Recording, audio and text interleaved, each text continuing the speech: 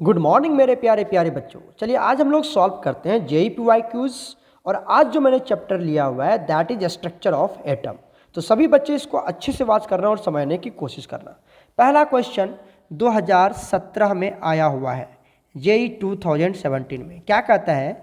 The radius of second Bohr's orbit. Bohr's orbit, second Bohr's orbit का radius क्या होगा of hydrogen atom. Hydrogen atom दिया हुआ है, इसका मतलब जेड की वैल्यू कितनी लेनी है? 1 लेनी है। इतनी बातें तो आपको समझ में आ गया होगा, ठीक है। तो चलिए सबसे पहले हम क्या करते हैं, फॉर्मूला यूज करते हैं। एज वी नो दैट क्या हम जानते हैं कि radius of nth orbit, radius of nth orbit, radius of nth orbit क्या होता है बच्चा बताइए? दैट इज आपको क्या निकालना है? आर nth निकालना है। आर nth की वैल्यू क्या होता है? 0.529, याद है आपको, into n square upon Z. N square upon Z होता है, राइट। और ये किस में होता है आपका? किस में होता है? अंगस्ट्रम में होता है। किस में होता है? अंगस्ट्रम में होता है, राइट। अब इस वैल्यू पे निकाल दीजिए। आपसे क्या पूछ रहा है? आपसे पूछ रहा है सेकेंड बोर्स ऑर्बिट, मतलब यहाँ पर एन की वैल्यू कितनी लेनी है आपको? 2 लेनी है। और जेड की वैल्यू हमेशा कितना रखना पड़ेगा यहाँ पर, क्योंकि हाइड्रोजन एटम है तो जेड की वैल्यू कितनी ले लेंगे? 1 ले लेंगे। तो वैल्यू पुट कर दीजिए। हम निकालने जा रहे हैं R of second, radius of second orbit, radius of second orbit. बताइए क्या करेंगे? 0.529 इंटू, जल्दी बताइए, एन की वैल्यू कितना रख देते हैं? 2 का स्क्वायर, और यहाँ पर क्या आ जाएगा? 1। और ये वैल्यू आप किस में निकालेंगे? अंगस्ट्रम में निकालेंगे। एकदम फॉर्मूला बेस्ड क्वेश्चन, एकदम फॉर्मूला बेस्ड क्वेश्चन है। जब आप इसको सॉल्व करेंगे यहाँ से radius of second orbit, second Bohr's orbit जो भी बोलो आप, ये वैल्यू आ जाएगा 2.12 अंगस्ट्रम, राइट। यही आपका आंसर है। कितना इजी क्वेश्चन है, 2017 में पूछा गया है। तो आप यहाँ से चेकआउट कर लीजिए आपका 2.12 कहाँ पर है। तो option number B is absolutely correct. Option number B is absolutely correct. घुमाने के लिए आपको देखो क्या क्या दे रखा है, प्लांक्स कांस्टेंट वैल्यू, ये मास, वो ये सब दे रखा, घूमना नहीं है। फॉर्मूला बेस्ड क्वेश्चन है, वैल्यू पुट करेंगे आंसर आपको मिल जाएगा। ओके, चलते हैं हम लोग नेक्स्ट क्वेश्चन पर। नेक्स्ट क्वेश्चन देखिए, जेई 2015 में आया हुआ क्वेश्चन है। क्या कहता है? Which of the following is the energy of possible excited state of hydrogen atom. Hydrogen atom का जो पॉसिबल एक्साइटेड स्टेट होगा वो इसमें से कौन सा एनर्जी होगा, उस एक्साइटेड स्टेट की एनर्जी कौन सी होगी, ये आपको कैलकुलेट करना है। तो बताइए यहाँ से हम क्या लिखते हैं? एज वी नो दैट हम क्या जानते हैं कि energy of nth orbit, energy of nth orbit का वैल्यू क्या होता है बताओ? Energy of nth orbit minus 13.6 Z square upon n square. और ये किस में निकलता है? इलेक्ट्रॉन वोल्ट में निकलता है, पता है ना आपको। Minus 13.6 Z square upon n square electron volt में निकालते हैं। यहाँ पर एन की वैल्यू क्या होगी बच्चा? यहाँ पर एन क्या है आपका? 1 भी हो सकता है, 2 भी हो सकता है, 3 भी हो सकता है। इस तरह से कहाँ तक जाएगा? इन्फिनिटी तक जाएगा। क्लियर हो गया? अब बात करते हैं हम किसकी दिया हुआ है, यहाँ पर हाइड्रोजन की बात कर रहा है। किसकी बात कर रहा है? हाइड्रोजन की बात कर रहा है। तो बताइए हाइड्रोजन के लिए यहीं पे लिख देता हूं मैं, जेड की वैल्यू कितनी हो जाएगी? अरे हाइड्रोजन का एटॉमिक नंबर तो 1 ही होता है ना, तो जेड हो जाएगा 1। क्लियर हो गया? और अगर मैं बात करूं इसकी एक्साइटेड स्टेट की, एक्साइटेड स्टेट, ये अगर एन की वैल्यू 1 ले लें तो ये उसका हो गया ग्राउंड स्टेट। ये क्या हो जाएगा? Ground state. और एक्साइटेड स्टेट में फॉर एक्साइटेड स्टेट किसकी बात करते हैं हम? यहाँ पे लिख देता हूं मैं, फॉर एक्साइटेड स्टेट के लिए आप n की वैल्यू कितनी लेंगे? 2 लेंगे ना बच्चा, 2 लेंगे। क्योंकि ग्राउंड स्टेट के लिए 1 हो जाएगा और एक्साइटेड कहाँ से स्टार्ट हो जाएगा, 2 से ही तो एक्साइटेड कहलाएगा, 2, 3, 4, 5 सब एक्साइटेड स्टेट ही तो कहलाएगा, है ना। तो excited state will start from n equal to 2, है ना। Excited state will start from n equal to 2।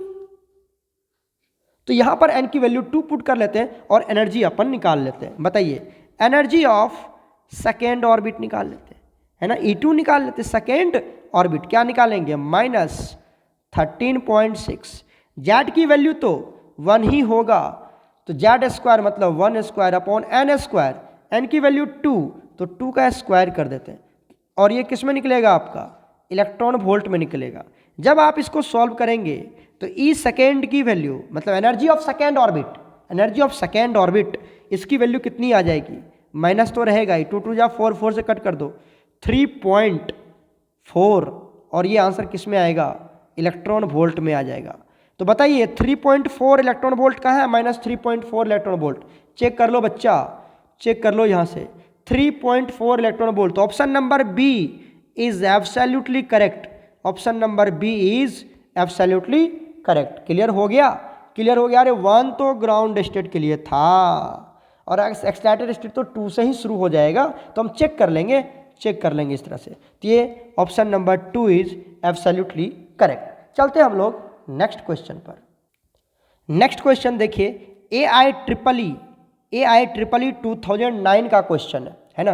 क्या कर रहा है, calculate the wavelength in nanometre. Wavelength calculate करना है आपको, क्या कैलकुलेट करना है वेवलेंथ नैनोमीटर में of as photons moving at 1 × 10⁻³ metre per second के स्पीड से मूव कर रहा है। प्रोटॉन का मास दिया हुआ है, h की वैल्यू दे रखी है, चलो ये सब तो आपको पता है ऑलरेडी। तो यहाँ पर हमें क्या निकालना है, वेवलेंथ निकालना है। इसको निकालेंगे हम डी ब्रॉगली वेवलेंथ से। डी ब्रॉगली वेवलेंथ याद है आपको, from de Broglie wavelength, from किससे निकालोगे बच्चा, from de Broglie wavelength, de Broglie equation. बताओ डी ब्रॉगली इक्वेशन क्या कहता है, लैम्डा इक्वल टू H/mv, यही नहीं कहता है, lambda is equal to H/mv। तो प्यारे बच्चों कुछ भी नहीं है, लैम्डा पूछ रहा है, वैल्यू पुट कर दीजिए, लैम्डा इक्वल टू H/mv। ये H है, ये लैम्डा नहीं है, H है, ओके टेंशन मत लेना, ये H है, मैं अच्छे से लिख देता हूँ यहाँ पर, ये आपका H है, H। तो H की वैल्यू कितनी होगी 6.6 × 10⁻³ डिवाइडेड बाय, तो H याद ही हो गया होगा आप लोगों को। मास कितना दिया हुआ है, ऑलरेडी दिया हुआ है, इधर इधर देखो, इधर इधर दिया है ना, कितना दिया हुआ है 1.6 × 10⁻27 kg इंटू, अच्छा और इसका क्या लेना था वेलोसिटी, वेलोसिटी दिया हुआ है क्या, देखो वेलोसिटी दिया हुआ है, मूविंग मतलब वेलोसिटी है ना, 1 × 10⁻³ मीटर पर सेकेंड, वेलोसिटी तो है मीटर पर सेकेंड, है ना। तो क्या लिख देंगे 1 × 10⁻³ मीटर पर सेकेंड, राइट। इसको सॉल्व करेंगे आप तो लैम्डा की वैल्यू आ जाएगी 0.4 × 10⁻⁹, ठीक है, 10⁻⁹ मीटर। क्लियर हो गया, लैम्डा मीटर में आ जाएगा, ये मीटर में आ जाएगा। अब पूछ रहा है नैनोमीटर में, तो एकदम इजी हो गया ना, इतना metre is equal to 1 nanometre में 10⁻⁹ मीटर होता है। तो क्या लिख सकते हैं, lambda is equal to 0.4 nanometre. अरे नैनोमीटर का मतलब ही तो यही होता है 10⁻⁹ मीटर, समझ में आया। तो ये आ गया इसका करेक्ट आंसर, क्या आ जाएगा लैम्डा इक्वल टू 0.4 नैनोमीटर। तो चेक कर लीजिए कहाँ पर ये वैल्यू दिया हुआ है 0.4 नैनोमीटर, आ जाइए चेक कर लेते हैं 0.4। तो ये आ गया आपका option number A is absolutely correct, A is absolutely correct. अब हम लोग मूव करते हैं नेक्स्ट क्वेश्चन पर। नेक्स्ट क्वेश्चन देखिए, ये क्वेश्चन AIEEE 2006 में आया हुआ है। AIEEE 2006 में क्या कहता है, अकॉर्डिंग टू बोर्स थ्योरी के according angular momentum of an electron in 5th orbit क्या होगा। 5th ऑर्बिट में किसी भी इलेक्ट्रॉन की एंगुलर मोमेंटम कितनी होगी, ये आपसे पूछ रहा है। तो पता है आपको एंगुलर मोमेंटम इक्वल टू क्या होता है, according to Bohr's theory angular momentum is quantised, अरे लिख दूं क्या, according to Bohr's theory, according to Bohr's theory, according to Bohr's theory हम क्या जानते हैं कि angular momentum of an electron, angular momentum, angular momentum, angular momentum of an electron is, बताओ बताओ बताओ, क्वांटाइज्ड, क्वांटाइज्ड। इसका मतलब क्या हुआ, दैट इज, इसका मतलब क्या हुआ, तो उसको भी मैं लिख देता हूं यहां पर। इसका मतलब होता है कि m v r is equal to n h upon 2 pi, right. इसका मतलब तो यही होता है ना बच्चा, इसका मतलब तो यही होता है, हमने लिख दिया, राइट। चलिए वैल्यू पुट कर देते हैं। एन की वैल्यू किस में पूछ रहा है आपसे, पाई में पूछ रहा है, सॉरी 5 में पूछ रहा है, तो एन की वैल्यू पुट कर देते हैं। यहां से क्या होगा बताओ, यहां से वैल्यू पुट करते हैं अपन, m v r is equal to 5 into h upon 2 pi, right, right, clear हो गया। अब इसको कैलकुलेट कीजिए, एंगुलर मोमेंटम यही तो है आपका, क्या है ये, यही तो है एंगुलर मोमेंटम, यही तो है आपका एंगुलर मोमेंटम, एंगुलर मोमेंटम है। इसकी वैल्यू कितनी हो जाएगी, यहां से कैलकुलेट करें, 5/2 और ये हो गया h अपॉन पाई, है ना बच्चा, तो क्या हो जाएगा ये 2.5। अरे इस 5 को और 2 को डिवाइड कर दिया सिंपली, h पाई को एक साथ कर दिया, तो 2.5 h अपॉन पाई इसका आंसर हो जाएगा। एंगुलर मोमेंटम कितना होगा बच्चा, एंगुलर मोमेंटम हो जाएगा 2.5 into h upon pi. Check कर लो कहाँ पर ऑप्शन दिया हुआ है, 2.5 h upon pi. Option number B is absolutely correct, option number B is absolutely correct. Angular momentum पूछ रहा है तो एम भी आर को ही तो बोलते हैं एंगुलर मोमेंटम, अरे बच्चा एम भी आर ही को तो बोलते हैं एंगुलर मोमेंटम, ये एंगुलर मोमेंटम ही तो है, ये एंगुलर मोमेंटम ही तो है, यही तो एंगुलर मोमेंटम, यही तो पूछ रहा है, निकाल लिए 5 ऑर्बिट में, 5th ऑर्बिट में। ओके, चलते हम लोग नेक्स्ट क्वेश्चन पर।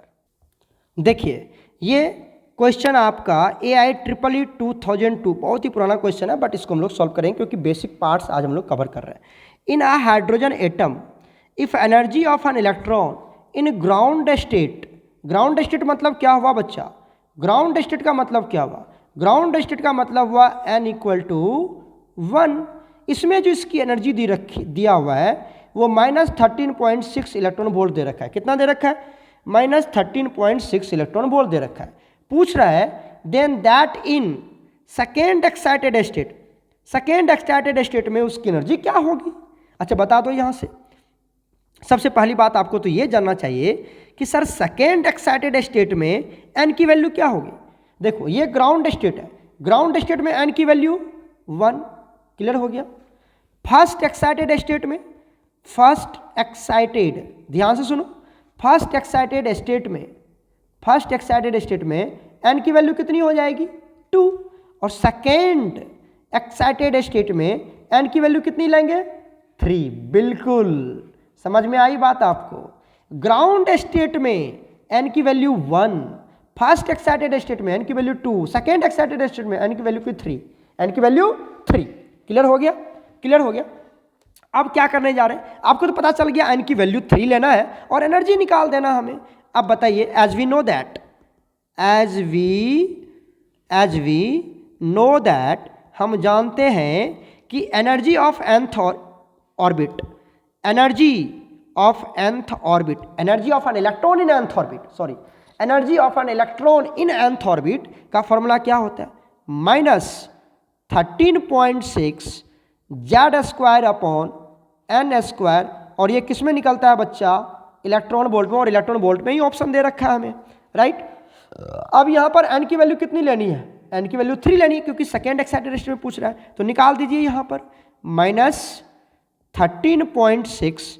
हाइड्रोजन एटम है, कौन सा एटम है बच्चा, हाइड्रोजन एटम है, हाइड्रोजन एटम, इधर देखो इधर दे रखा है हाइड्रोजन एटम, तो जेड की वैल्यू कितना लेंगे यहाँ से, जेड की वैल्यू तो 1 ही रखेंगे ना, बिल्कुल जेड की वैल्यू 1 रखेंगे, तो ऊपर ही छोड़ दो, चलो लिख ही देता हूँ मैं, 1² डिवाइडेड बाई एन की वैल्यू 3 का स्क्वायर, और ये वैल्यू किस में आ जाएगा, इलेक्ट्रॉन वोल्ट में आ जाएगा। तो बताइए ई of third orbit of an electron, energy of an electron in third orbit क्या हो जाएगा बच्चा, -13.6 डिवाइडेड बाई 9, और ये किस में आ जाएगा, इलेक्ट्रॉन वोल्ट में।